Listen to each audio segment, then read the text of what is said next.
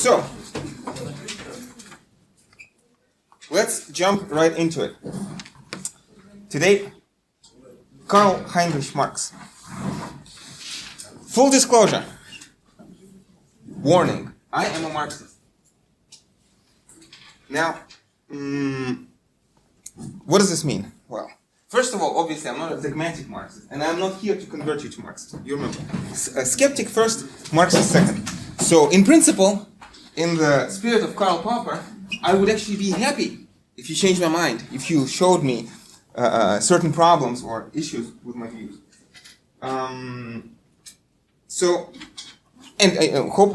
Hopefully, this class and classes like these, which I teach, will help me nuance my understanding of Marx. At the same time, I should probably immediately say that every year I ask myself this question: should I call myself a Marxist or not? Trouble is that 95 or maybe 99, well, the vast majority of people who call themselves Marxists have nothing to do with Marx whatsoever. What Marx was actually first to point out in a particular context that he was not a Marxist. And, but you know, that's life. Most Christians have nothing to do with Christianity, most Buddhists have nothing to do with Buddhism, most feminists don't understand what's gender equality. I mean, I understand. But my position is this: I am a Marxist, and everybody else who disagrees, they are wrong, and they should change their views. And it's not me who's going to stop calling myself Marxist. For now, at least for now. So, anyway, let's jump into Marx. Now, immediately, the first thing to say is that Marx is probably the most misunderstood political philosopher of all time. And there are two reasons for this. There's a bad reason, there's a good reason. The bad reason is because he was a political activist.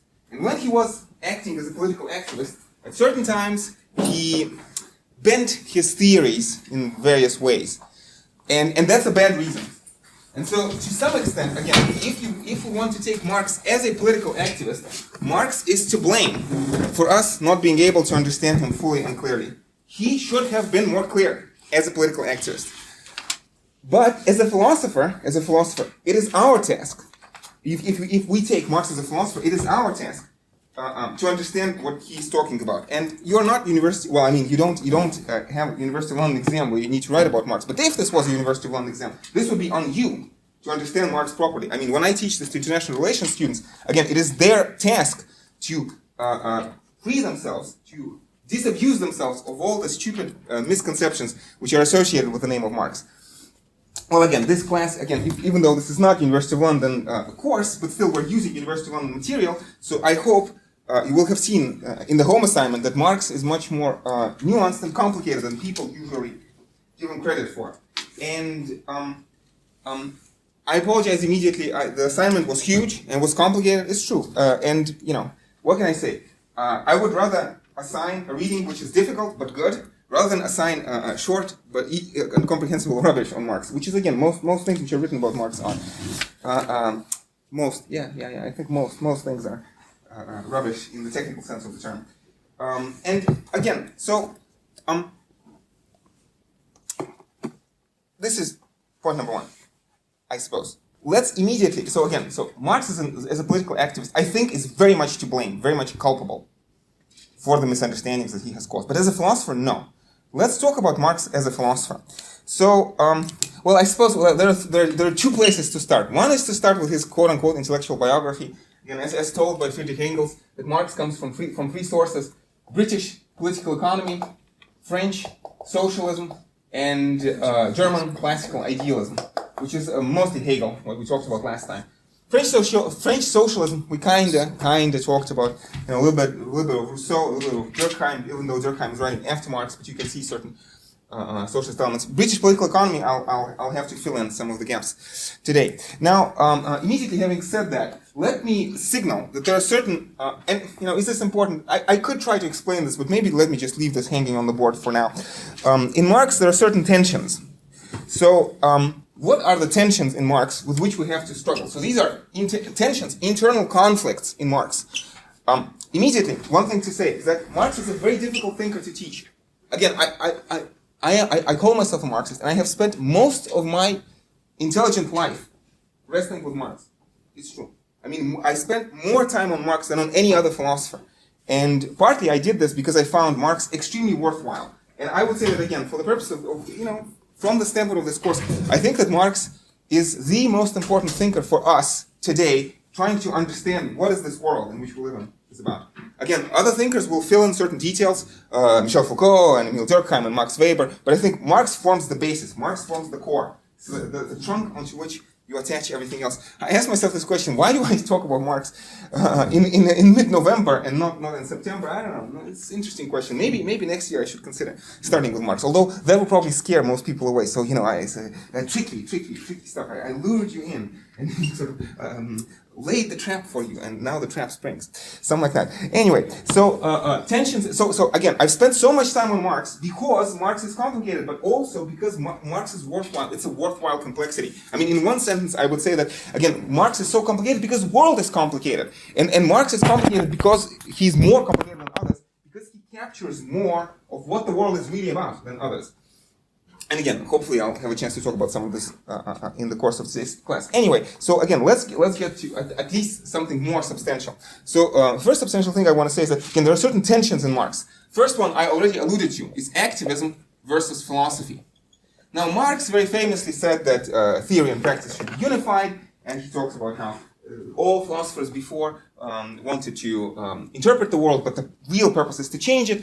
And yeah, I mean there are phrases like that in Marx, but I think and there are many places where you have to read Marx against Marx. So I would want to separate very strictly these two poles of Marx's thought. Marx is an activist, hates capitalism. Marx is an activist, wants to bring about communism, etc., etc. But Marx is a philosopher. In his sober moments, he knows that he is a non-teleological thinker. That he writes in the wake of Charles Darwin. In fact, Das Kapital is dedicated to Charles Darwin. So Marx knows that teleology is the forbidden move. There are no purposes in nature. And there is no objective standpoint from which communism is better than capitalism. More efficient? Maybe. But better? By what standard? By whose standard? Again, I would say that in his sober moments, Marx has to acknowledge that he's a philosopher, not an activist. That philosophy comes before activism. That we are trying to understand, we are trying to analyze. And what Marx is trying to understand and analyze is capitalism. Again, Marx is not a philosopher of communism. He almost never writes about communism. There are scraps, little quotes here and there. Most of the time, Marx writes about capitalism. This is what he's about. And again, I could wait 15 minutes to talk about this, but it's important for us to understand from the very beginning. The best thing that has ever happened to humanity, according to Marx, best thing. I just told you, teleologically, you're not supposed to talk about values. But for Marx as an activist, the really good thing, the best thing, the highest value for Marx is not equality, not justice. Fuck justice, fuck equality. We don't care about that. We care about freedom. The essence of human being, human Gattungswesen, is freedom. Freedom. And from this standpoint of Marx as an activist, the best thing that has happened to humanity in all of its history. Last time I gave this lecture, my brother laughed because he thought I was going to say the Black Death. He thought I was going to say plague, and it's true. Because plague led to the abolition of serfdom in Europe. And if there was no plague, who knows? The history of the world might have been very different. So that's actually not a bad answer. Anyway, but the real answer is the best thing that has ever happened is almost as bad as the plague. It's capitalism, but it's the best thing that has ever happened. Capitalism is the best thing that has ever happened to humanity in all of its history. And capitalism is good, and capitalism is necessary. And you cannot have communism without capitalism. And in fact, there's a very famous Marxist, Bill Warren, who says that in fact it is still too early for communism.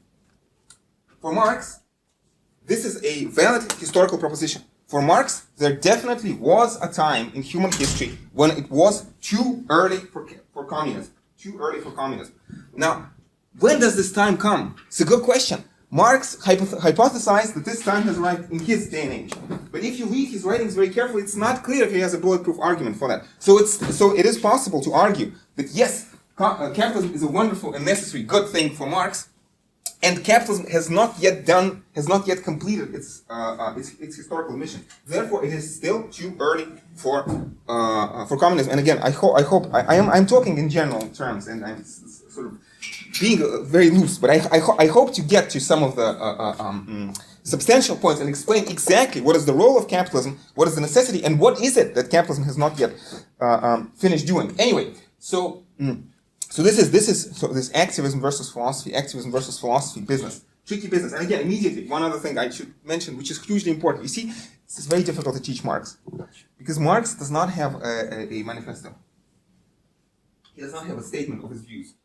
If you talk about John Locke or Thomas Hobbes, this short number of particular writings to which you can look. I mean, even Immanuel Kant, it's critique of pure reason. Practical reason, critique of judgment. This is short. I mean, not short, but the definite corpus. For Marx, it's not so. Marx does not have a book. That's a big problem. He has his views, and his views evolve. They continue evolving, and he never publishes anything. If your association with Marx is Soviet Union, well, you are wrong. Oh, so very wrong. Marx has nothing to do with the Soviet Union whatsoever. I mean, if this is your first association, you have not been studying Marx. Yeah, and again, there are reasons for that. I'm going to talk about this. But one of the problems is that we really could begin to study Marx as a political philosopher only after the collapse of the Soviet Union. First of all, because this stupid partisan dragging Marx's name through mud and using it in polemical terms has more or less stopped. So it was very difficult to talk about Marx with a clear head while the Soviet Union was going on, because the misinterpretation of Marx in the Soviet Union under the Soviet ideology was just too strong. And secondly, it's because there are so many writings in Marx which were not published and were not looked at. And again, these writings were deemed marginal by the Soviet ideology, and people by and large did not read them and did not understand them. So in some sense, again, Marx has these notebooks. He has philosophical manuscripts of 1844, something called the Paris manuscripts, unpublished. German ideology, one of the key texts of Marx, unpublished. Also an unpublished draft. So not published and also maybe not ready for publication. Okay, Marx writes Das Kapital, but Das Kapital is a hugely difficult book to read. Communist Manifesto is outdated. Marx himself, to the second or the third edition of Communist Manifesto, says Communist Manifesto is wrong.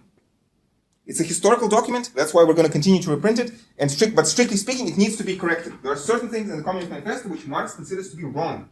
Later Marx considers to be wrong. And that's a huge problem. And again, if you were international relations students, well, you'd be lucky, because you'd have at least a month, actually more, to go through all of Marx in great detail and to read bits and pieces here and there, and especially good secondary literature that helps us piece this together. But again, you see, I mean, can you really blame Marx for this? As an activist, yes, maybe you can blame him. But as a philosopher, no, because life is difficult. The world is difficult to explain. And he's trying his best, yes, and he has to constantly change his ideas, and they're evolving. But again, ultimately, I think if you wait through, it would be nice if somebody went back and rewrote all of Marx. This would have been excellent. We're still trying to do that. More than 100 years after Marx is dead, we're still trying to do that. But still, in his corpus, there are golden nuggets of understanding which are uniquely important for our time and place. Anyway, I'm sorry. I understand. I keep saying too many words which don't really mean much. So let me go back to my picture. So the second tension in Marx is determinism versus voluntarism. Determinism versus voluntarism. And what is this stuff? So Marxism is usually supposed to be this deterministic picture where there are certain transformations of the economic base which will necessarily lead to the changes in the ideological superstructure. That's not true. That's not true. I mean, Marx himself and Engels write this here and there in many places, so that the economic base, at best, provides certain maybe necessary conditions, or provides a certain framework within which the ideological superstructure unfolds. But there is no clear one-way street. And so, in some sense, this is unsatisfying. Because, okay, what are you saying, Marx? Does the economic base determine the superstructure? If it does, then your theory is scientific, testable, predictable, interesting, but wrong. Admittedly wrong. Marx himself knows that the deterministic reading of his philosophy is wrong. But if you say, well, the economic base does not determine the technological, if you want, the technological basis of society, to say this in simpler terms, the way that society organizes its economic production, if it does not determine but just provides certain basic framework, then what are you saying? How is this testable? How is this useful? Is this some kind of, yeah, and at the end of the day, I want to say yes, it is a loose ideal type. For Marx, this base superstructure model, again, this Überbau, Unterbau, and Überbau, the base and superstructure, this is a oversimplified ideal type, which is useful, I mean, its explanatory power, I think, is very limited. It's useful maybe as a way of looking at things, as a starting point, but not as a conclusion. I'm going to get to this, hopefully, because I'm already wasting a lot of time. Anyway, so, and immediately, I keep talking about this every class, to some extent. There's this notion of a structure agency, and also conflict, consensus, and materialism, idealism. These are simple categories into which some people are trying to group social theories. And Marx is supposed to be on the structure side, on the conflict side, and on the materialist side. And that's, again, that's not exactly true. And again, one of the things I hope to do today, and I should start doing that immediately, is to show you that, again, in Marx, there is structure, but also agency. There is conflict, but there's also consensus. There's materialism, but also room for ideas. Or at least materialism needs to be understood in a certain particular fashion, because, well, again, we'll get there. Ideas are important in Marx. Ideas are important. Anyway, so, and the third thing here, so these are the three tensions in Marx. Activism versus, political activism versus sober, detached, philosophical, neutral observation. Second, between determinism and voluntarism. I mean, is communism inevitable?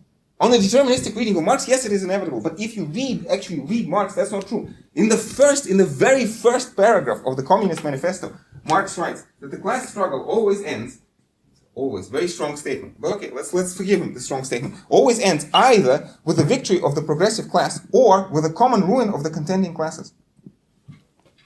Common ruin, mutual destruction. So there is at least this possibility. And again, in Marx's time it was kind of harder to imagine, but I think today with all of our challenges, especially global warming and pollution and all the rest of it, it's much easier to imagine humanity destroying itself than it was in Marx's day.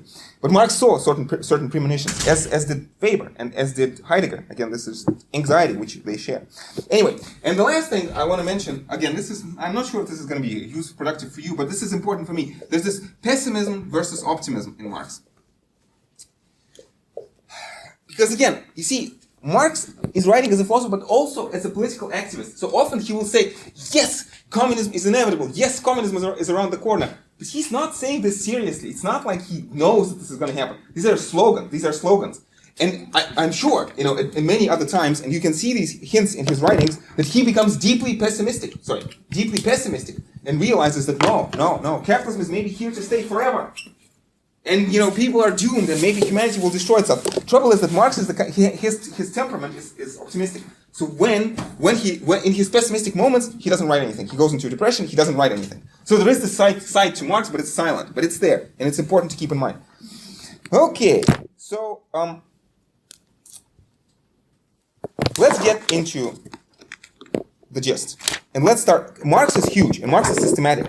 Let's break into the system somewhere. I don't know. Let's start with what I consider to be, I'm not sure if this is the best place to start, but certainly I consider this to be the most important idea in all of Marx. So, what do I consider like Marx in one sentence? Marx in one sentence is that, Clausewitz's phrase, that war is a continuation of politics by other means. So for Marx, capitalism is a continuation of feudalism by other means. So capitalism is a continuation of feudalism by other means. This is all of Marx in one sentence. Now, let's begin to unpack this, at least somewhere. So, under feudalism, and again, if you want, let's redraw this picture that we had last time. So this is the picture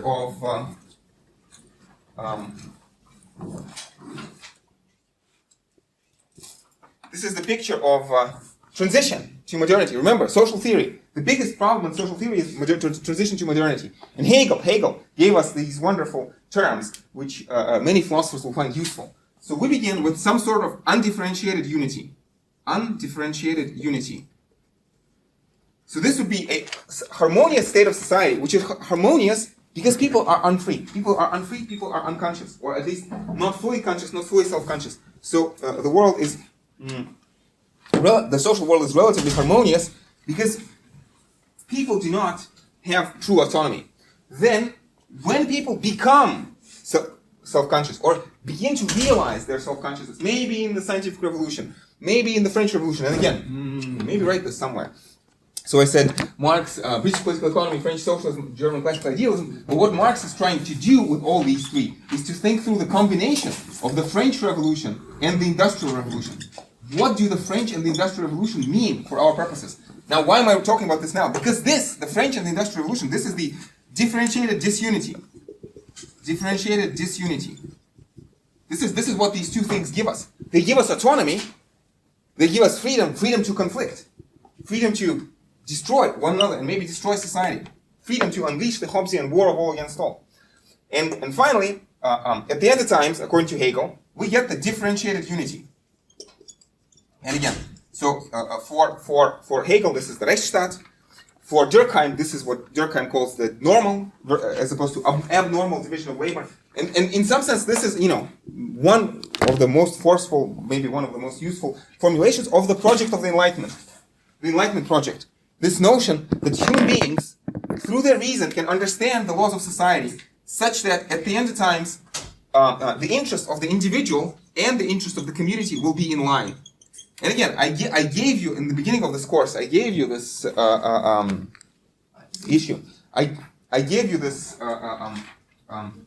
evolutionary picture, which is supposed to introduce nuance and supposed to make us question these distinctions in the sense of, if you believe in evolution, what does it mean that the interests of the individual and the community are going to be the same? The interests of the individual and the interests of the community are products of these mechanistic, blind forces of biological and cultural selection. What does it mean to say? And again, this is an asterisk. Let me write this asterisk, and let us remember that this picture is deeply problematic, at least from the evolutionary standpoint. But be that as it may, let it be an asterisk on the board, and let's keep this in mind.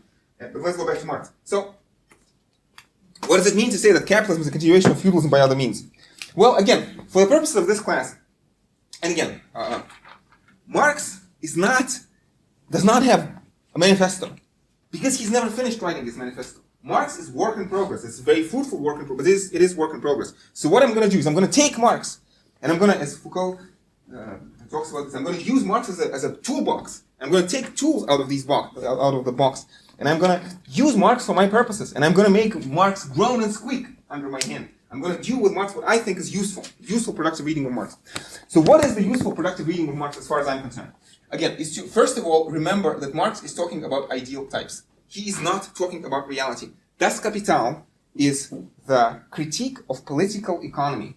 Critique of political economy. Das Kapital is not critique of actually existing capitalism. It is a critique of political economy. Political economy, you understand this phrase? Political economy, polis and oikos. The oikos of the polis. The household of the city. Political economy in Russian. Народное хозяйство. This is what the word political economy means. So critique of political economy, meaning the critique of the science of political economy of people like Adam Smith, Joseph Mill, maybe to some, well, no, actually, Marx never read Mill. So Adam Smith, Ricardo, Malthus, those kind of guys. But maybe, let's say Adam Smith. So it is a critique of Adam Smith. It's not a critique of the real world. It is a critique of Das Kapital. It's a critique of Adam Smith. So we are talking about an ideal type, if you want, as I like to call it. We're talking about spherical capitalism in a vacuum. We're not talking about real capitalism that exists, but spherical capitalism in a vacuum. This is one ideal type. So, but maybe this would be my ideal type number 3. Let me write this. Spherical capitalism in a vacuum. Lest we forget. The second ideal type, which comes before, actually no, apologies. This is my ideal type number 2. So my ideal type number 1 is going to be spherical feudalism in a vacuum. And my ideal type number 3 would be spherical communism in a vacuum. And again, I keep using this phrase because I mean this very seriously. These things are not real types. They are ideal types. And for the purposes of this class, we're just going to imagine these are the only things that exist. Yes, Marx is going to also talk about primitive communism. He's going to talk about slave-holding society and your textbook, your home assignment talks about this a lot. But for the purpose of this class, I just want to focus on these three. So, and again, the task is to see capitalism as a continuation of feudalism and to see communism as something different. Communism as a real alternative to feudalism, the only real alternative to feudalism. Okay, so what do I mean by this, primarily? What is important about feudalism? In feudalism, you have this relationship between lords and serfs. So you have people who, lords basically, somewhere, they exercise direct political control over the serfs. The lords own the serfs. Serfs, you understand? People think Christianity. What is the difference between a serf and a slave? Doesn't matter. For purpose of our class, doesn't matter. Okay? We are talking about direct political control. And this relationship is sustained by a dual kind of violence, by a two-handed, double-edged sword. One is the threat of physical violence, because again, if the serfs do not obey the lord comes with the army. So there's a threat of physical violence, and there's also a threat of ideological violence. And so physical violence is, you rebel, we kill you. Ideological violence is, you rebel, God punishes you. Again, this deeply important, deeply significant idea in Marx, that religion, first and foremost, has to be analyzed from the standpoint of its social consequences. This is something that Marx shares with Nietzsche. And again, after Descartes, we have to be skeptics. So since we know that religion, the truth of religion cannot be either proven or disproven, therefore the question of its usefulness, utility, origins, and consequences becomes paramount. Because the truth of religion, we don't know. This is unavailable to us. So, but if we bracket out this question, the only thing that we can look at are, if you want, the causes and the consequences of religion. And Marx is going to talk about this. Yes, the consequences of religion are domination of certain people by others. And the causes of religion are the desire of domination of certain people by others. And again, there's a deep analogy here between Marx and Nietzsche. And Marx never wrote about Nietzsche. Probably he never heard of Nietzsche. And Nietzsche, as far as I know, never heard of Marx. But it would be very interesting to put the two together. They have many, many, many different ideas in common, not to mention that both of them are responding to Hegel. So, why am I talking about lords and serfs? I mean, is this what society is about? Why is the history of humanity history of this kind of relationship? And Marx, let me, a little bit out of order, but let me talk about this because this is hugely important for Marx. Let me talk about this right now. Because you see, philosophers before Marx, I should get my René Descartes out. The philosophers before Marx had different conceptions of what human life is. I mean, if you look at René Descartes, he never mentions any kind of serfs or anything like that. For him, this is not what human beings are about. This is not what human life is about. For somebody like Descartes, he doesn't know about this. He doesn't remember this. But Marx says so. The question is: so we have the Marxist perspective of lords and serfs, and we have the Cartesian perspective of for the free cogito. Who's right? Who's right? Well, Marx is going to tell you what is the test. The test is this: you have your 24 hours in a day. What do you do? Look outside the window. We don't have windows in this wonderful room, but imagine. Look outside the window. What do the vast majority of people do throughout their day? Work or leisure. And Marx is going to say, for most of human history, all of this was work. 24 hours. Now, you also sleep. But sleeping is rest before you work. You go to the bathroom, but that's also necessary to keep you productive. Sometimes people go to the movies, but isn't this just ways of keeping humans motivated to work more? So again, leisure, but for the working classes, for the vast majority of people, only as means to make the horrible life of toil slightly more palatable. That's the idea. And Marx is saying, people first and foremost work, and that's why they can think. If they just think, they die. Again, Marx says the first premise of all human history is real, alive human beings. And the first thing that real, alive human beings need is food and shelter and that kind of thing. So work is primary. And in this sense, Marx is a materialist. Although by materialism, he understands all this nuanced picture because you see, materialism, and again, this base and superstructure model. So we have the economic base and the ideological, or if you want cultural, let me write cultural superstructure. And Marx is going to say that the economic base is the way that society produces subsistence, things that we produce in order to survive. Again, food, clothing, shelter, medicine, that kind of thing, without which normal life is impossible. And then on the second step, on the second stage, you can also engage in some cultural activities. But this is primary. Without this, society does not exist. And again, this is materialism for Marx. But you got to understand, economic base includes things such as technology, blueprints, engineering skill. So this is strictly, so there are ideas in the economic base. Another thing that's going to be in the economic base is this relationship between lords and serfs. What Marx calls division of labor. Division of labor. The serfs rule and the lords rule and the serfs work. The serfs labor. This is a division of labor. So again, strictly speaking, we have political institutions in the economic base. So it's not, when you say it's material, it's not exactly very material, because again, Marx is going to talk about this, manorial courts, the documents which specify that the serfs belong to the lords and the serfs have to do work for the lords. These manorial courts, again, the documents with ancient seals are part of the economic base. At least to some extent. So, and notice, when we talk about physical and ideological violence, especially ideological violence, again, the word ideology is hugely important for Marx. Is ideology just a lie? Is Christianity just a lie? And Marx says, no. Again, this is, to some extent, going back to what we talked about before, again, this cultural evolution, how cultural evolution rides on top of certain more basic processes. Again, Marx imagines something like an evolutionary picture. Look, first of all, who has the time in society to do the thinking? It's only the lords. Only the lords. So necessarily, the ideas of any society are the ruling ideas of any society are the ideas of the rulers, because the serfs have no time to do the thinking.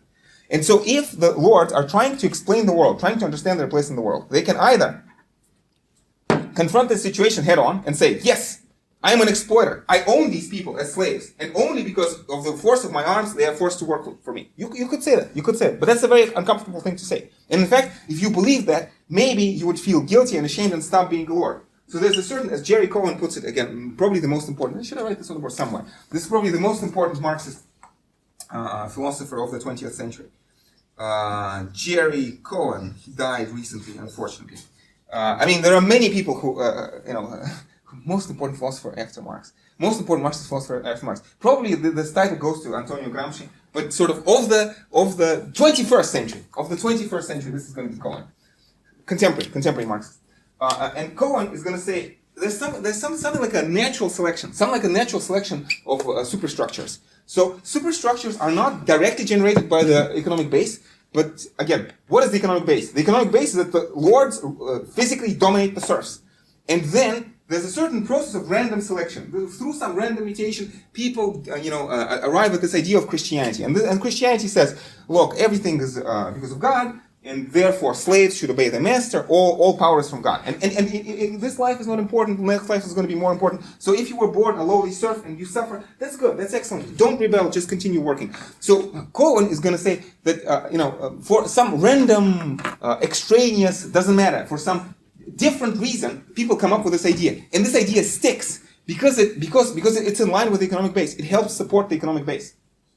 It's kind of natural selection of ideas. This is Cohen's interpretation. Marx doesn't write these exact words, because again, Marx is writing these sketches. But this is a plausible interpretation of Marx, even though, again, Marx does not have these exact words.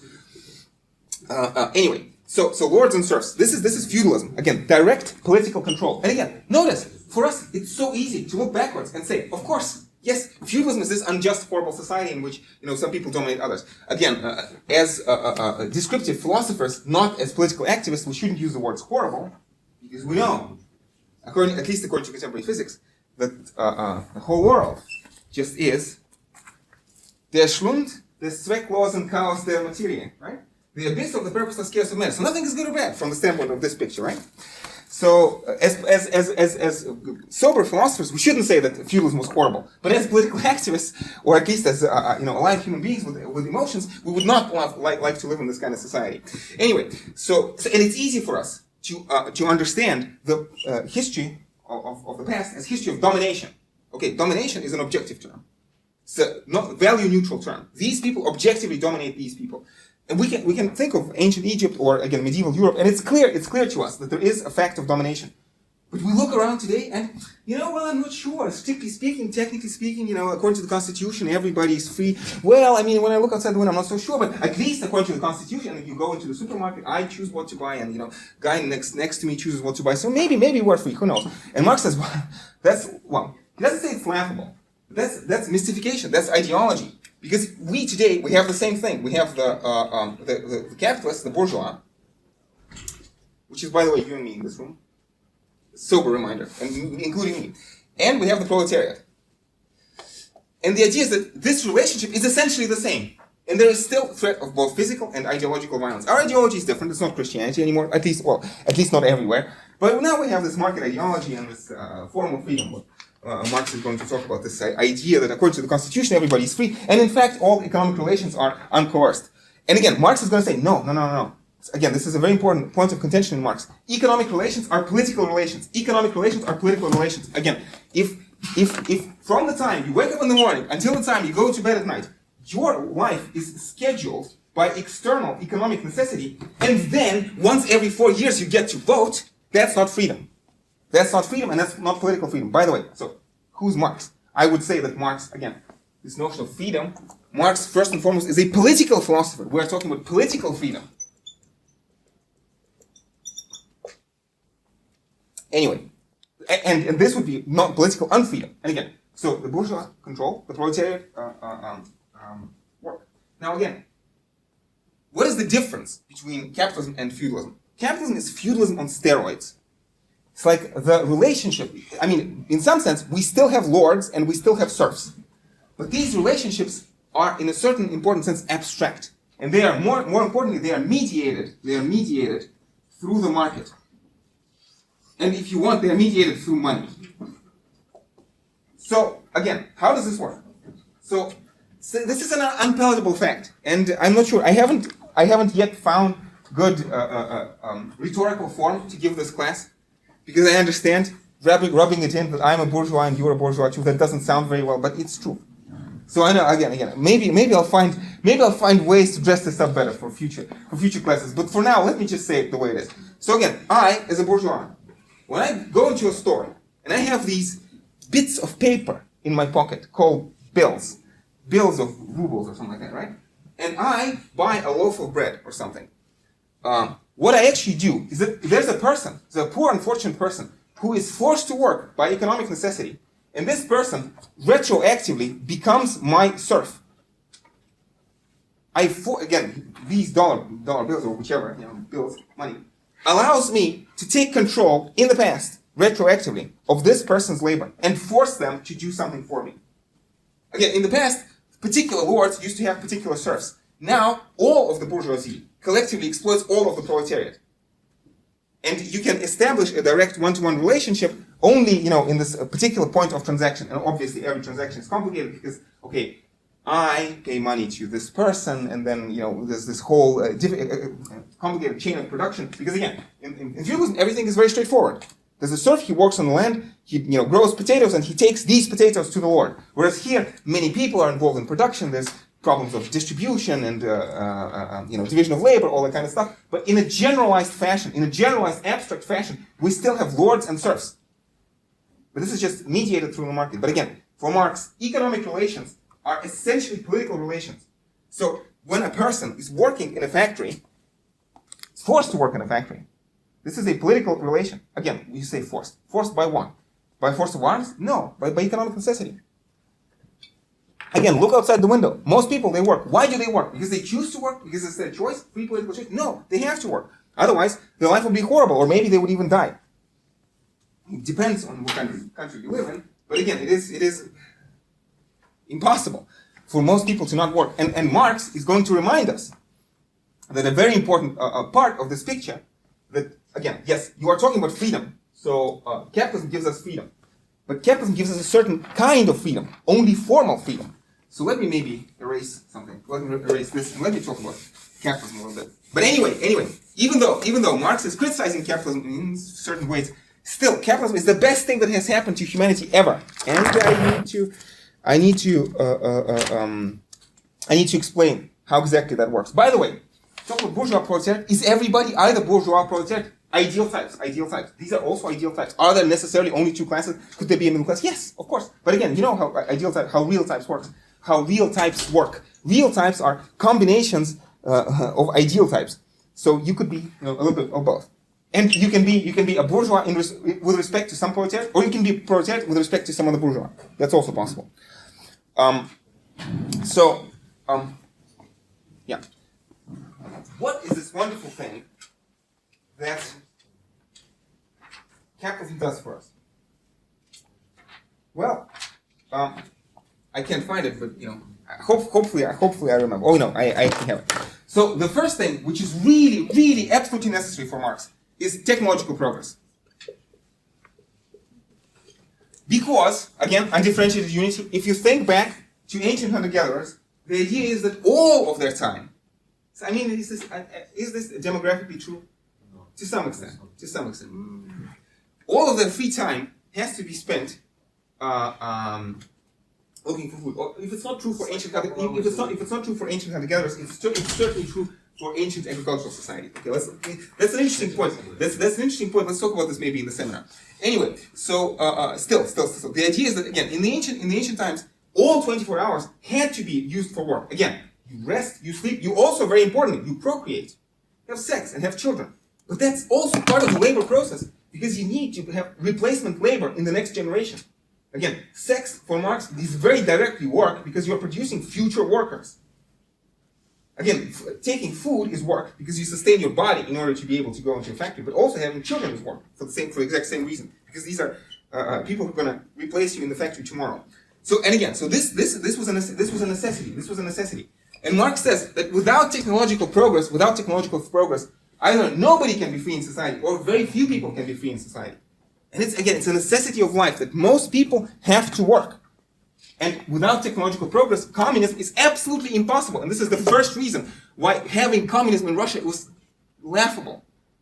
No way in 7 hells in Russia or in China could you make communism because this is nowhere nearly technologically advanced enough. And in fact, we need to look this up. But again, there was this idea. So Marx is writing to Vera Sassulich, Russian communist. And he says, revolution in Russia, I'm not sure about this. And he wrote many drafts. And I don't remember what ultimately his upshot was, but at least Lenin is going to say this, that the only purpose of revolution in Russia is to trigger revolution in Germany. Because without revolution in Germany, no revolution in Russia is meaningful. This was the official position of Lenin, at least at the time of the Russian Revolution. Because again, no technological progress, no freedom. No freedom. Again, you cannot have a free society unless people have free time. Anyway, so the second thing that capitalism does for us is formal freedom. Formal freedom. And more specifically, Marx calls this mere political emancipation. Mere political emancipation. So we are talking about an ideological emancipation. That people are actually not free. And again, go back a step. These people outside the window, why do they have to work? It's a very good question. In Russia or in China, I mean, the GDP of the world increases every year. Couldn't we afford? I mean, you're economist. Tell me, maybe the GDP of the world doubled since 1950 or something. I don't know. We could have the opulence, we could have the wealth of 1950, but everybody worked twice as little. Wouldn't that be nice? The question is, why do we not work? And the answer is, for Marx, the answer is competition. And more specifically, for the workers, you always have this reserve army of unemployed. Reserve army of unemployed. So, again, these people in the street, if they want a raise, or if they want to work less, there's always people in Russia, but if not in Russia, in China. If not in China, in Africa. There are always going to be people who can work for what, basically? I mean, if there's always a reserve army of unemployed, you know this as economists. The wage will tend towards what Marx calls the subsistence wage. And the subsistence wage is, again, you draw your graphs. It's a point at which you are technically indifferent between working and dying of starvation. This is subsistence wage. I mean, obviously, this is an ideal type, and it's not going to be exactly subsistence wage, but it's going to be close. It's going to be close for most people. And again, I remind you, most people are not this room, okay? Most people are in China and in Africa. And And again, the fact that Africa is not very productive, maybe, again, is very, very well explained by Marx, because you need the reserve army of unemployed. And again, when I think of, again, Marx's perspective, certain things you have to say which are very unpalatable. When I look at all these charities that are trying to help Africa, I scoff. Because what are they trying to do? They're trying to increase the reserve army of unemployed in Africa. I would want to say that, or at least as a first pass at an answer, before we go beyond capitalism, the problem of poverty in Africa will never be solved. If you want to solve problem of poverty in Africa, you should work against capitalism, not trying to feed the people and reserve the army of unemployed. Again, this issue, Marx keeps saying, what is considered good by the ideology? Oh, you are a virtuous person, you give money to the poor. Is that actually good? Are you actually helping anybody? Or maybe you are making it worse for everybody else. Anyway, because again, you understand, labor supply increases, wage goes down. Wage goes down, we get perpetually stuck in this cycle. Failed prisoner's dilemma. Let me write this somewhere. Again, for Marx, in a certain sense, all of this can be summarized as a failed prisoner's dilemma game. I haven't explained it completely, but let me go back to this issue later, maybe in 5 or 10 minutes. Failed prisoner's dilemma. Anyway, so let me go back to this speech. So again, yeah. In the past, it used to be that we had to work roughly for 24 hours, again, including sleep and other work-related activities, let's put it that way. But technological progress, and this is why capitalism is necessary, and this is why capitalism is good, because technological progress allows us, in principle, this realm, this sphere of true freedom. What is communism? From Nietzsche, according to his blah, blah, blah. No, this is not Marx. This is Louis Blanc, okay? For Marx, communism is this phrase. It's associated producers rationally regulating their interchange with nature. And he says the basic prerequisite, this is very deep in the minds, this is volume 3 of Das Kapital. So, for those of you who understand this phrase, it has to sound very ominous. So very, very deep in, not exactly enemy territory, but very deep, lost in the woods, somewhere around Lovecraftian territory. Anyway, so in volume 3 of Das Kapital, Marx says that the basic prerequisite of communism, and if you want to oversimplify, you can say this is what communism just is. Communism is the reduction of the length of the working day. China? Russia? Please.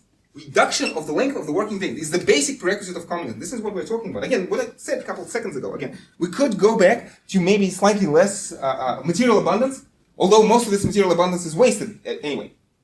Doesn't matter. We could go back to slightly less material abundance, but be free. And again, this is a prerequisite of political freedom. Now, you could say, oh, Marx, but human beings are bad. And political freedom is not going to lead to anything good. And that may be true. I don't know. Okay? But as long as you believe with Jürgen Habermas in the project of enlightenment, as long as you believe with Jürgen Habermas in the project of enlightenment, as long as you believe that rational human society is possible, you have to be a Marxist. Because without this space of freedom, people cannot be free. They cannot be good citizens. They cannot be educated citizens. They would not have the expertise or the time to participate in politics. Democracy is impossible without this. And for Marx, again, communism is true democracy, as opposed to merely political regime that we have now. Marx uses the word democracy as the term of abuse, meaning contemporary democracy, the kind of democracy that you see outside the window. Marxists call this capitalist parliamentarism. Democracy, no. True democracy, you get at least as an ideal time, somewhere else. Anyway, so let me go back to this picture. So capitalism gives us technological progress. It gives us formal freedom. Now, formal freedom, that's a long story. But Marx is basically going to say that if you look at feudal China and industrialized Britain, who wins? It's industrialized Britain. And one of the parts of the story is that workers in Britain have formal freedom. And Marx is basically going to say that formal freedom is good for competition. So formal freedom leads to competition, and competition leads to technological progress. And this is how you win.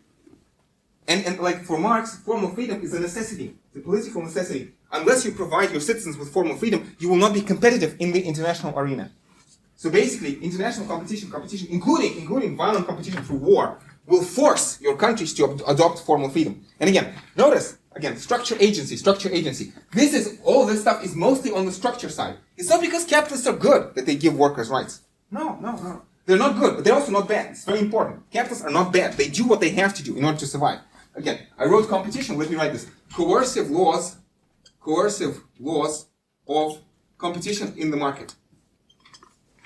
Coercive laws of competition in the market force you to give people formal freedom. But also, coercive laws of competition in the market force the capitalists to pay subsistence wage to the workers. Because if you're a kind-hearted capitalist and you decide, no, I'm going to pay my workers more, what's going to happen? You go bankrupt, you go out of business, and you become proletariat yourself. Again, this is very important. Capitalists are not bad. They're not good either, but they're not bad. It's not their fault. It's a structural process. Again, like in Hegel, we talked about this last time. You have this Pöbel and the rabble, the very poor and the very rich. Both of them, you remember, for Hegel, disrespect the law. And Hegel says both of these, it's not human fault. It is a systematic fallout of the way that the social system is organized. It is a social ill which requires a social remedy. It's not about blaming individual people. You have to change the system. Likewise here, again. And again, there's this logic of capitalism, coercive laws of competition in the market, and they're sometimes good, sometimes bad in the sense of making human life miserable. If you consider human misery to be a bad thing, that's you can make this decision on your own. But the next thing, which is also very important for Marx, is that capitalism. Now, this is a more technical point. You're not. I mean, you don't write this on the University of London, so. I don't want to necessarily spend too much time talking about this. But Marx wants to say that capitalism gives us for free. Let me write this like this. The cosmopolitan, international, workers' nation. Let me stress this point. This sounds controversial. I mean this very controversially. For Marx, socialism is possible only as national socialism. Let me repeat that. For Marx, socialism is possible only as national socialism. Now, so we are talking about a nation. A nation. Remember last time we talked about Rousseau and Hegel. This notion that not anybody can be a citizen of a state. You need to have a certain culture. And this is what Marx is talking about. Not anybody can be a citizen of communist utopia. Marx says that coercive laws of competition in the market produce certain people, certain cultural types. These cosmopolitan workers, again, it's not just any kind of human being, it's a special type of human being which is produced by capitalism. And Marx talks about how these coercive laws of competition in the market, they force internationalization of both consumption and production, and the whole world becomes homogeneous. Marx says that there emerges such a phenomenon as world literature. People begin to speak the same language, they begin to read the same books, they begin to watch the same YouTube channels, something like that, right? And in the process, you create, again, genuinely a nation, in the French Revolution sense of the term nation. People who understand that they have a common interest. Again, these citizens of Rousseau, as opposed to merely bourgeois, the way that Rousseau used this phrase, last class we talked about this. So again, these would be the people who have a certain cultural makeup, have a certain understanding, and very importantly, have a certain solidarity. And okay, Marx never uses the phrase National Socialism. Okay, this is my invention. Marx never uses this phrase. The phrase that he uses is class in itself has to become class for itself. Class for itself. So basically, the workers need to realize that they are bound together by a common economic interest, that they are in this boat together. Again, very, very simple example. Marx talks about Irish and British workers. So I would imagine that in Marx's time, the Catholic Irish and the Protestant British hated each other as much, maybe even more, than the Israelis and Palestinian workers today. I can imagine that the conflict was, at least as harsh. But Marx is saying the British workers have to understand that their fate is tied to the fate of the Irish workers. Because if the British workers demand, let's say, the reduction of length of the working day or the raising of the wage, what happens? The industry moves to Ireland. Competition. You can only work towards this reduction of length of the working day together. It's the same thing with carbon emissions. If one country reduces carbon emissions and everybody else doesn't, you lose in this rat race of, again, efficiency for efficiency's sake. This failed prisoner's dilemma. This has to be done together by everyone at the same time. And for Marx, the key driving force here would be the international trade unions. It's an echo of Hegel here. How people are supposed to unite on the shop floor in a particular factory. Then the factory unites, then the industry unites, then the country unites in a trade union. And ultimately, the world communist government is something like the union of trade unions. Something like that. Although, I'm not sure if we're going to have time to talk about this. But for Marx, Marx's envisioned political organization for communism was actually fairly anarchist. He wants government to be as local as possible. And he says you're going to have a system of councils, and the upper layers of councils will be restricted only to those kinds of affairs which need to be decided on the upper level. So, like, if you can decide something on a local level, you decide on a local level. But if, let's say, if there's a territory and that you're building, let's say, a nuclear power plant, are there going to be nuclear power plants in communism? I can imagine yes. So if you're building a nuclear power plant, several councils need to come together and decide. But only those, like,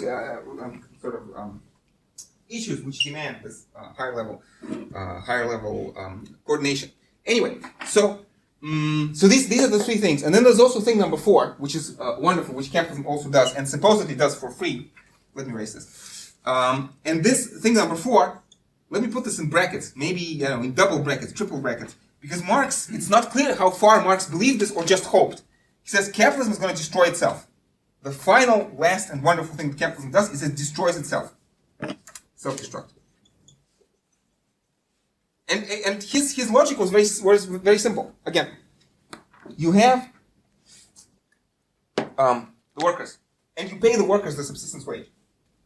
Now, there's a difference between the amount they produce and the subsistence wage, and this difference is profit. And again, Marx is a critique of political economy because he's going to say, contrary to what Adam Smith thought, capitalism does not lead to opulence for all. Reminder from last year, I don't know if you remember this or not, but the point of Adam Smith's Wealth of Nations is that in a well-ordered society, division of labor produces what Adam Smith calls universal opulence, wealth for all. This was the moral justification of capitalism for Adam Smith. For Adam Smith, capitalism is good only to the extent that it produces wealth for everybody. Now Marx is going to say, no, what's actually going to happen is that people are going to be, because of the coercive laws of competition in the market, and because of the reserve army of unemployed, which exists partly for demographic, partly for technological reasons. Even if people stop bearing excessive children, stop having more children, still, the technological progress will leave people out of work. C.G.P. Gray has a wonderful video. She says, again, if you read it, if you watch it carefully, it's a very Marxist video about humans need not apply, about automatization. How automatization, you'd think, would increase our happiness, but actually increases misery. It's a very, very bizarre, very strange thing. How automatization, instead of, again, reducing our working day, in fact, increases our working day. And people who lose their jobs due to automatization have to find jobs with less pay and more work. It's amazing. Anyway, failed business dilemma, maybe. So anyway, so profit is basically, I don't know, so or maybe your marginal profit is your marginal revenue product of labor minus the subsistence wage. And this is where the profit is going to come from. But the key is, but of course, the capitalists, what are they going to do with this profit? You're a capitalist. I mean, you and me, we are capitalists in this room. So we have this money, your parents, or maybe you yourself. What do you do with this money? Do you invest? Do you consume it? Do you buy yourself? Everything that you have, you spend. No. You invest. That's why you're in this institution, to some extent. One of the explanations is invest. And you see, again, in the spherical capitalism in a vacuum, and I remind you, this is an ideal type. But in the spherical capitalism in a vacuum, nobody is free. Workers work all day, and capitalists all day have to spend time investing. And if they don't, they stop being capitalists. Ask yourself this question. Why the heck are you here? The education in this institution costs an astronomical amount. For this amount of money, you could afford to live a pretty good Epicurean life for maybe 10 years or more. But you are here. Why? Why are you here? Why did your parents send you here? And why do you sit through classes like this? Because, again, this is the coercive laws of competition in the market. If you do not constantly struggle to preserve and increase your wealth, you always run the risk of becoming proletariat yourself. Again, lords and serfs, by and large, did not have this problem. But modern bourgeois do have this problem. This is not a legal title given to you by the king and supported by the clergy. No, you're a bourgeois today.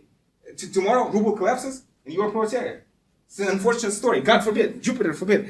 But Jupiter save us from the collapse of the ruble.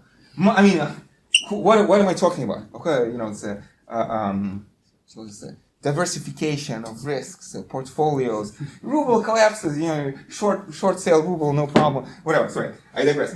But that's the point is that under capitalism, the workers are not free because they work. The capitalists are not free because they invest. And in this spherical capitalism in a vacuum, both have to spend 24 hours doing this and cannot do anything about it. And again, if there's a meaningful thing that you want to do apart from this, like for example, I don't know, Pepsi Cola decides, all this sugared beverages cause too much obesity in America, which is true again. Coca-Cola is the easiest way to get obese, quick lifestyle tip if you want to follow this, right? The most efficient way to ingest calories. So Pepsi Cola, this happened about 10 years ago, decided maybe we should have a healthier brand of products. Imagine the CEO of Pepsi Cola as this Hegelian patriot of America, who through his Sittlichkeit actually wants America to be great. But what do? You switch money from advertisement to research and development. Pepsi Cola sales fall. Coca-Cola, this actually happened. So like sweepstakes. First was Coca-Cola, second was Pepsi Cola, and third was Cola Light. And so when they did this shenanigan, Cola Light became number 2. What happens? Emergency shareholder meeting. It's money on the line. Investment. Again, it's a rat race. Unless you constantly strive to increase your capital, you always run the risk of going back to the proletariat. So emergency shareholder meeting, this whole deal is crap. Maybe this is a stupid example. Let me give you a more salient example. Carbon emissions.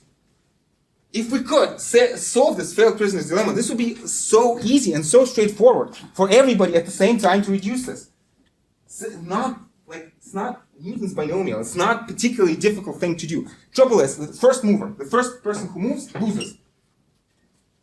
And again. So some people, if you are a CEO, maybe you care about this. Again, who knows, climate change, whatever. But let's suppose you're a CEO and you believe that climate change is man-made. What can you do about this? Nothing.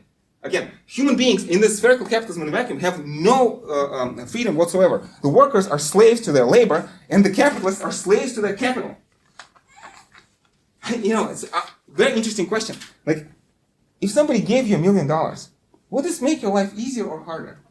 See, for some people in the streets, they would just, excellent, I'll buy, hookers and cocaine, no problem. But you are not like that. If I gave $1 million to you, you would sweat. You would talk to your friends. How should I invest? How should I say this? Lest this, somehow disappear. Seriously, again, this is what Marx is talking about. Not consume. The process of ethic and the spirit of capitalism. We'll talk about this next time. Not consume, not for you, but you have to be a good shepherd of your capital. Unless you do that, it's a problem. Okay. Finally. So we have feudalism, capitalism. Let's talk about communism. What is communism? Well, again, Marx has this phrase. Can I find this in 1 second? Yes, I can find this in 1 second. So he says, the realm of freedom only begins where the labor, which is determined by necessity and mundane consideration, ceases. So the realm of freedom, true human freedom, and also the realm of political freedom, only begins when you stop doing things that you have to do. Again, he says, labor determined by necessity. Just as a savage must wrestle with nature to satisfy his wants, to maintain and reproduce life, so must civilized man, and he must do so in all social formations, including communism, and under all possible modes of production. So even under communism, I already erased this, but there will be a realm of necessity and a realm of freedom. Now, of course, you can say robots. Well, yeah. If you have robots, then maybe your realm of necessity diminishes even more. And notice, for Marx, you get robots for free. Capitalism gives you robots for free. For free in the sense of coercive laws of competition in the market will make sure that people are forced to make robots, whether they want to or not. In this sense, for free. Okay. Anyway, so with the development of the realm of physical necessity, expensive resources as once, blah blah blah.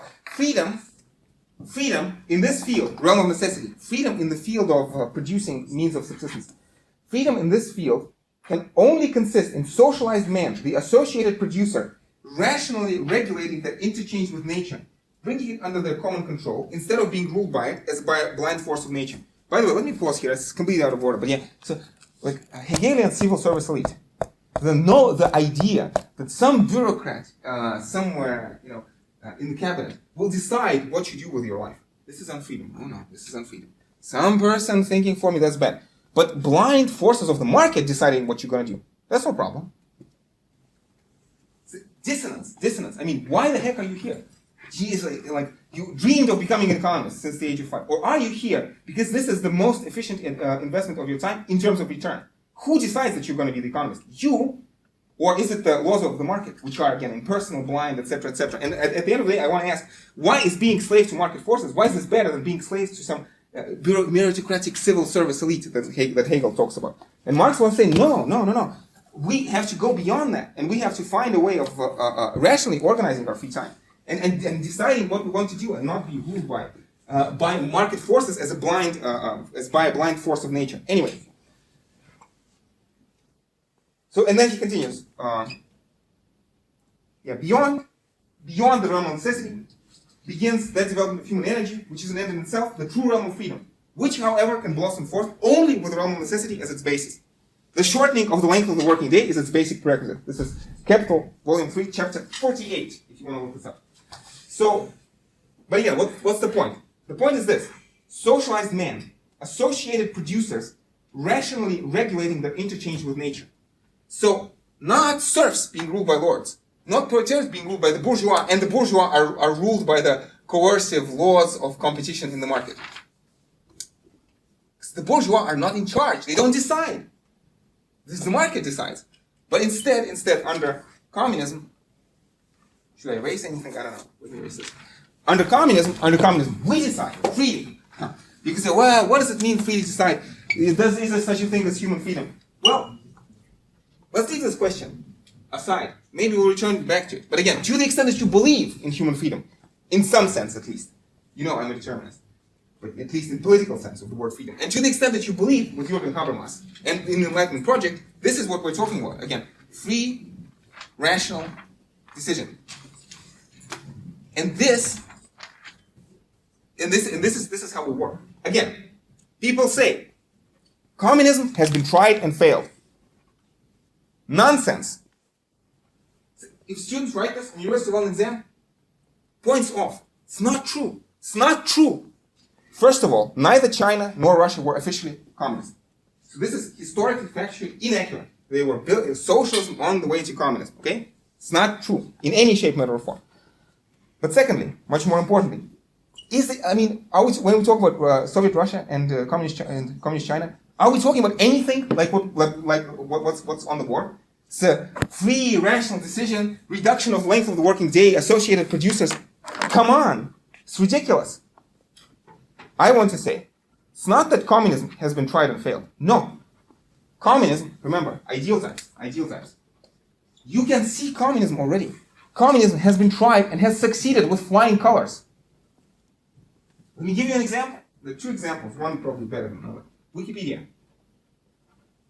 What is Wikipedia? Is this people force other people to work for money, otherwise they don't? No. It's gift economy. Okay, some people say, well, human nature is bad, people are lazy, and, all this stuff of creative labor is not true. No, it is true. It is true. I mean, Wikipedia is the best encyclopedia in existence. Okay, Stanford Encyclopedia of Philosophy is better for philosophy, but in general, on par, Wikipedia is the best encyclopedia, and it's a wonderful repository. And again, maybe 7th, 8th wonder of the world or something like that. And it's made by people for free, working in their spare time, just because they enjoy working. And they're doing this as a free gift to all of humanity. Well, as a free gift to all of humanity, but they also get enjoyment out of this. This is the notion of individual and communal interests coinciding. And you can think of any other example like this, where people clearly work, not because they are motivated by money or by necessity, but because they simply enjoy. And I think you cannot beat Wikipedia. Second example I usually give is Linux.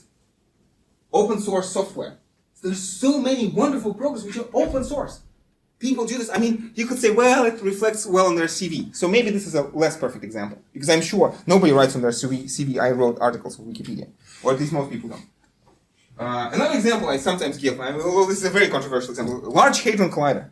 All sorts of things which are wrong with this example. But at least to some extent, if you actually think that physicists who produce Large Hadron Collider, if they are there out of necessity, they're working there for the money, I mean, that's not the impression I'm getting. But you could continue. You could say, Isaac Newton writing his Principia. Is this forced of necessity? No, it's free labor. He enjoyed this immensely, but also this is very useful for everybody and very productive. Again, in interest of individual and society, obviously coinciding. But also Karl Marx writing his Das Kapital. Karl Marx is a bourgeois, clearly, obviously, I mean, no question about this. I mean, no question about this. He even says this in the Communist Manifesto. He talks about himself and Engels. He says how, a portion of the bourgeoisie breaks away and joins the proletariat. He's talking about himself. He knows he's a bourgeois, like you and me. But he's writing Das Kapital not for the money, not because it pays the bills or anything like that, but because, well, human beings have this capacity to work, again, together with others. Again, remember, I had this story a couple classes ago. Conflict consensus. And again, Marx is going to say that mostly our society as it exists today is a seat of conflict, but there's this possibility of consensus in the future. And I think if you read Marx the right way, you have to say that at least certain portions of communism are already alive today. So this world is not completely conflictual. But then, again, this story I gave you a couple classes ago is, again, human beings without others, without being enabled by others, are nothing by themselves. Maybe you can find some extreme counterexample, but for the vast majority of people, you realize yourself truly and become happy working with others together. I mean, me in this bloody class, why the heck am I here? Could I do this if you didn't come? Unfortunately, no. Unfortunately, or maybe fortunately, who knows? So it's a wonderful thing that you are here. You are helping me, and I'm enjoying this tremendously, even though maybe a little bit of my nervous tics and all that kind of thing. But still, again, I couldn't do this without you. You are not restricting my freedom. You are enabling my freedom. And some people would say, wow, Alex, but this is all, Newton and Karl Marx and Large Hadron Collider or Wikipedia. This is all mental labor. What about manual labor? For fuck's sake, we got robots. Who needs manual labor? No, but seriously. Although I have to say that many people find manual labor enjoyable. I mean, my mom spends ungodly amount of time planting, flowers, and she recently brought a huge bag of apples from her country house. I mean, why the heck is she doing that? Is there anybody forcing her? I don't want to brag about my mom. This sounds really stupid, but she honestly doesn't have to do this to survive. She has other means of subsistence. Let's put it that way. She just enjoys it, and it's it's working in the soil, all this fertilizers, all this kind of stuff, which kind of makes me sick personally. But this is my personal preference, Anyway, it doesn't matter. But still, she enjoys it. And again, many people do enjoy this kind of stuff. So even if there were no robots, I think communism would work. But we have robots. So what's the deal? Okay. So how much time have we got? 5 minutes. 6. Marx is a conservative. Was vernünftig ist, das ist wirklich, und was wirklich ist, das ist vernünftig. This is the definition of conservatism. What exists is rational. And what is rational exists. What is real is rational, what is rational is real. This is a phrase from Hegel. Now, over the years, I have found myself getting more and more conservative. And the phrase I tell myself to cheer myself up is this. Yes, I am conservative. I'm about as conservative as Karl Marx. And it's true, but it's true. Marx is a conservative. Because, again, Marx has this distinction between utopian socialism and scientific socialism. He says that utopian socialism is just building castles in the sky. Oh, let's have this, let's have that, let's have universal franchise, or feed poor children in Africa. Not that feeding poor children in Africa is bad, but you've got to understand what the consequences are, including for the children in Africa. Anyway, let me go back to this step. So, utopian socialism is just building castles in the sky. But scientific socialism is understanding the deep structural reason why the world is the way it is. Marx is conservative. People, the bourgeois, oppress the workers not because they want to, but because they have to. They are forced by coercive laws of competition in the market. And you can sing Kumbaya all day, but nothing is going to change unless you can identify certain specific mechanisms. Marx thought that there were such mechanisms. He thought that, again, the capitalism is going to give us, for free, cosmopolitan international workers' nation, and also going to destroy itself. I realize this lecture is maybe slightly more haphazard than usual, because I forgot to say why capitalism destroys itself. Short answer, crisis of overproduction. So you don't pay workers enough to consume, and you know this. I mean, workers get subsistence wage, so they physically cannot buy all the products they produce. And then what the capitalists do, you and me, we don't spend, we invest. And investment is not consumption. Investment, in fact, is you build even more factories and produce even more stuff. And so the only way this can make the system work is credit, indebtedness. The world economy is indebted something like 225%. It's like something like that. I think the world GDP. So like everything that we produce like on credit many years in advance. And this is again 2008 recession. Why did this happen? For Marxists, and I think they're right, it's a crisis of overproduction. Yeah. This was shifted to the banking sphere. But what was shifted into the banking sphere? Crisis of overproduction is the stuff on shelves nobody buys. But you can give people credit, which they will not be able to pay back. And shelves will not be full. People will consume. But the trouble is they won't be able to pay their loans back. And so the crisis shifts from one sphere to another, but it's still essentially crisis of overproduction because you underpay the workers and the capitalists don't consume. So to the extent that this story is true, and that capitalism necessarily runs into these crises of overproduction, and to the extent that capitalism is necessarily going to give us this cosmopolitan workers' nation, communism is inevitable. But sorry, it's not true. It doesn't work that way. At least and this is me criticizing Marx. Well, I feel that Marx understood this very well. Because again, this only works in volume 1 of Das Kapital. And there's also volume 2, volume 3, and volume 4. And in those later volumes, Marx introduces certain important nuances to this picture, in which it becomes clear that, for example, okay, you can have a crisis in one country, and then sort of shift crises around, which is actually what happens. And so you avoid this one huge crisis that will grind all of capitalism to a halt. It's possibility number 1. And possibility number 2, which is implicit in Marx, although he doesn't talk about this too much, is you could always go back to feudalism. Why not? And this does happen. This does happen a lot in the world today. So I want to say that our world is a combination of these 3 types. Of sometimes, let's hope, praise yourself, let's hope that this class is, at least to some extent, an expression of the ideal type of communism in a vacuum. Then there's a spherical capitalism in a vacuum, where things are determined by market forces, but also sometimes you have this direct, as Locke would say, direct slavery under the force of war. When people, through nepotism, through direct political means, subjugate each other. Do I want to give examples? Is there a camera in this room? Probably not. Okay, just to be on the safe side. But this notion, ideal type feudalism in the sense of direct political control. Where certain people control, and it's possible, one example, stupid example, whatever, let me give it. In Qatar, they have these workers, migrant workers, and because they're migrant workers, they're not citizens of the country, they basically have no rights. They're basically serfs. And Qatar is the richest economy in the world, as far as I know. So it's not a trivial example. So again, you actually have people who have this special legal status who do not enjoy the form of freedom. Oh, by the way, this would be also a Marxist explanation for all this wonderful blah blah blah about migrant workers. Migrant workers? So are they the problem? No, it's an epiphenomenon. In fact, again, it's in the interest of capital to bring in migrant workers from abroad and make them work for lower pay. And it always amazes me. Such a vindication of Marxist approach. Again, this lens, ideology. What is ideology? A tendentious presentation of reality that protects the status quo. It's not the capitalists who invite the migrant workers. It's the migrant workers themselves who are to blame. Somehow they invited themselves, I imagine, and so paid off the government that would allow them to cross the border and that kind of stuff. It's amazing. Anyway, I talk too much. A little bit haphazard. So I was talking about this. Is communism inevitable? Well, that's a big question. And I think the answer is,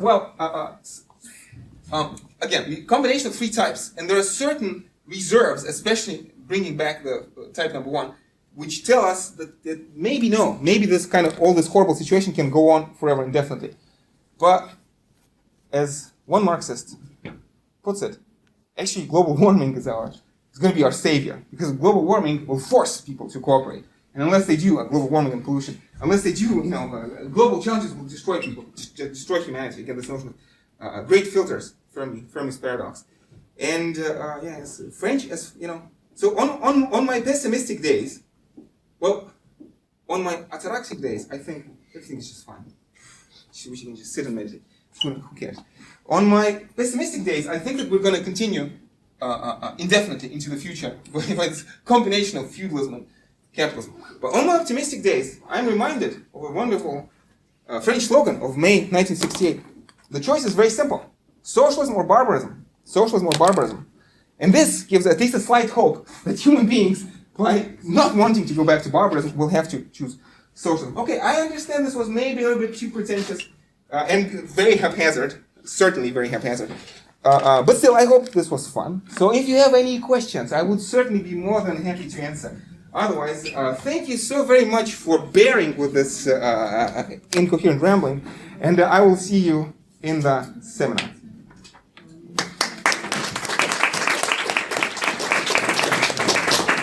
The communist leader always has to applaud with a crowd.